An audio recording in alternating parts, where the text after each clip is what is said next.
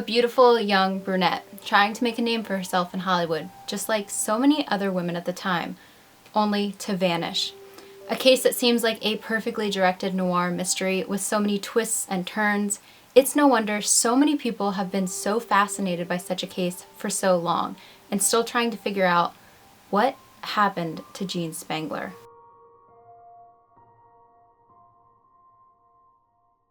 Jean Elizabeth Spangler was born on September 2nd, 1923 in Seattle, Washington, making her way to Hollywood in hopes of being the next big name of the silver screen. She was a dancer, model, and actress, mostly starring in bit parts in films and television shows, with the hopes that her career would soon flourish. Jean was known for being a very positive, outgoing, and just all-around driven person. Friends and family saw a bright future for the 26-year-old, thinking that she was going to make it huge in Hollywood, but instead they never saw her again.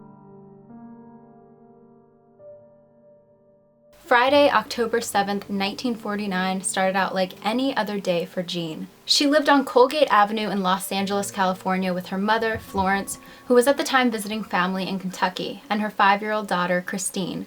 Jean's brother had passed away in World War II in 1945, but his widow, which was Jean's sister-in-law, Sophie, and Sophie's daughter were visiting from St. Louis at the time. At around 5 p.m., she came downstairs, well-dressed as always, and told her sister-in-law that she was going to stop by her ex-husband's home to discuss issues regarding child support payments, and then she was off for a nighttime film shoot.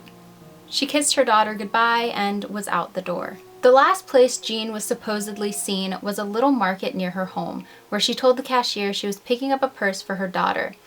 This was around 5:30 to 6 p.m. She was there for about an hour to an hour and a half. At around 7 p.m., she called home to check up on her daughter and to tell her sister-in-law that she was at work and she was going to be home a little bit late. But here's what's weird. Jean had worked with a few studios in Hollywood in the past, and none of those studios had any film shoots going on the night that she disappeared. Where she went next or who picked her up from the market is unknown. The last call that I had from her, she looked like she was in a hurry. Like whoever it was, she was in a phone booth and she saw the car, so she had to hang up in a hurry. That was the last time I heard from her. The next morning, on October 8th, Sophie called the police to report her sister-in-law's disappearance. But police really didn't take it too seriously. In a town like Los Angeles, people disappear for a few nights all the time. The next day after that, on October 9th, a clue popped up. A Griffith Park ranger found Jean's purse near the Ferndale entrance of Griffith Park in Los Angeles. Both straps on one side of the purse were snapped, almost as if it was ripped off her shoulder. Police and volunteers searched the park that night in hopes of finding something else, but no clues were ever found. No money was found in her purse, but Sophie claims that she left the home with no money at all, so police ruled out a robbery.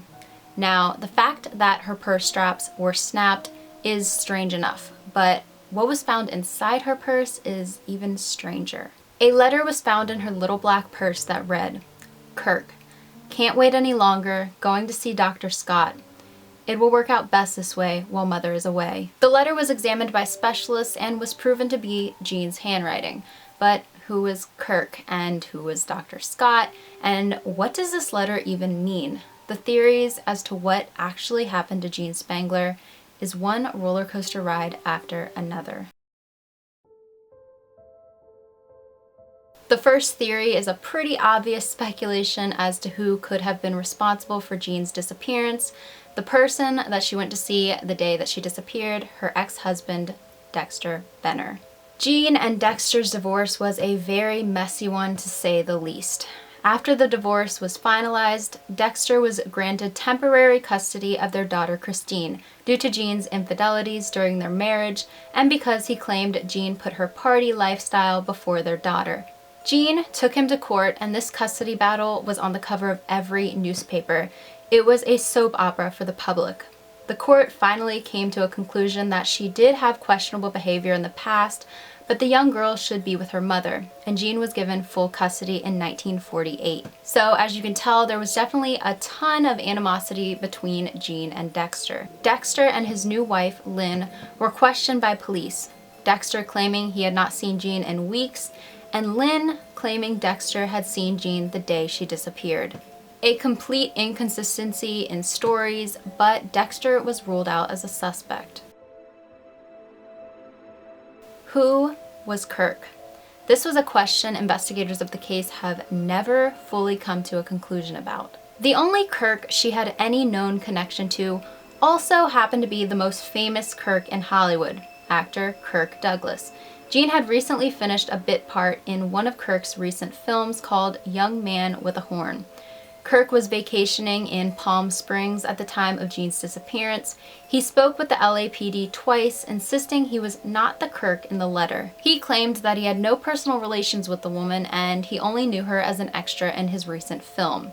Now, was he completely lying? Did he wiggle his way out of being a suspect due to his Hollywood status? It's completely uncertain. The Kirk may have been a completely different Kirk. Now, who was Dr. Scott? One of Jean's friends came to police and told them that not long before she disappeared, Jean was talking about her being 3 months pregnant and that she wanted an abortion, which was obviously illegal at the time. All Dr. Scotts in the area were questioned and they were all ruled out, having no patients with the last name Spangler, and none claimed to have seen the woman. Friends of hers who saw her at nightclubs and bars told police that there was a former medical student in the area who went by the name Doc, who did abortions illegally for money, but he could never be located and it could never be proven that he even existed at all. Many thought that she obviously had to have went to a fake doctor, that possibly something went wrong during the abortion procedure, and to save himself from going to prison, he simply disposed of her body somewhere. The next theory is definitely the craziest of all, but as someone who has researched a lot of these old cases, I gotta say, kids, don't mess around with the mob. Jean wasn't the only one to have gone missing around that time. Jean was often seen with a man named Davy Ogle, who was in ties with the infamous mobster Mickey Cohen.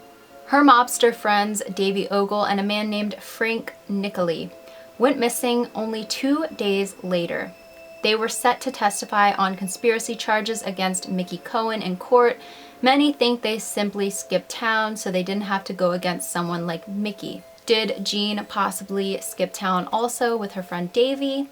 A customs agent in El Paso, Texas in 1950 reported seeing Davy Ogle and a woman that looked like Jean at a hotel, but no one under their names checked into the hotel and nothing ever came of this lead. Possibly Jean was killed along with Davy and Frank, but why would the mob kill Jean? Not long before her disappearance, a friend said she came to them saying she was soon coming into a very large sum of money. Many say to come into a huge sum of money like that, it was possibly for blackmail. Some believe that she was trying to blackmail a mobster and it came back on her in the end. Another little fact is that Dexter's wife Lynn used to be married to Ely Lasky, who was also in ties with Mickey Cohen, and that possibly Lynn put a hit out on Jean so her and Dexter could gain full custody of Christine. The last person who looks a tiny bit suspicious in this case is the person that Jean was having an affair with while she was married to Dexter, a man named Lieutenant Scotty. Jean's lawyer came forward saying Jean once came to him back after her divorce from Dexter with a black eye, saying that her boyfriend Scotty abused her and threatened her, saying he'd kill her if she ever tried to leave him. She did end up leaving him, but the lawyer said that he had not seen the man since 1945. Did this abusive boyfriend come back into the picture to seek revenge on Jean? This was just a theory to add to the many other ones.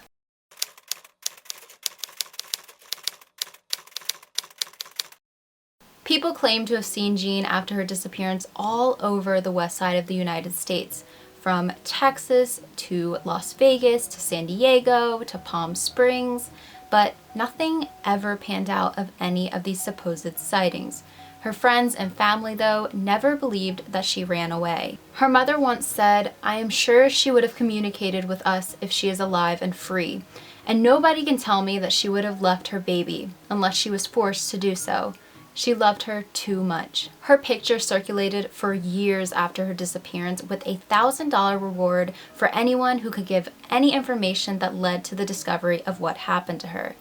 Over time, the case died down, but the fight for Jean's daughter was more alive than ever. Dexter Benner tried to erase all remains of Jean from Christine's life, rarely letting Jean's mother see her until he didn't allow her to see her at all. During the 4-year custody battle, Dexter missed 14 appearances. The judge held Benner in contempt of court and ordered for his arrest. Dexter skipped town to Florida with his wife and daughter and never returned to California. Christine never made an attempt to get in contact with her mother's side of the family. Jean's mother passed away in 1991, and up until her death, she swore Dexter was responsible for Jean's disappearance. Everyone who has worked on this case has a different opinion of what they think happened to her, but most everyone agrees that there had to have been some sort of a struggle because her purse strap was snapped. The case still remains open after 68 years, and she has never been declared dead because they have never found a body. But it is very unlikely that we will ever find out what happened to this young starlet. So I hope that you guys enjoyed that video. This was definitely one of the more harder cases that I've ever had to do research on. There were just so many different websites with different information, and it was just so hard to get a consistent story out of this. I would look on one website and then I would find an article from after it happened, and it would just prove everything that I just researched wrong. And like, I really did a lot of research on this case. This case is so sad and there's so much to it, and it's one of the only cases that I've come across that I think every single theory seems like it could be possible, if you know what I mean. I think, for one, her ex-husband does look very suspicious. I think Kirk Douglas looks suspicious. There's a lot of stuff that he was involved with back in the day that just is very fishy. I don't really trust him, if that makes any sense. An ex-boyfriend being abusive, being involved in the mob. Like, I think the abortion thing is a big part of it. I do think, whether that had to do with her death or not, I think she was set to have an abortion. Definitely let me know what you think about this case down in the comments, and any other recommendations you have for video ideas. I read every single comment, and if you like that video and want to see more, definitely hit that thumbs up. It really helps your girl out. And if you're not already, hit that subscribe button. And I love you guys so much, and we'll see you guys in my next video. Bye guys.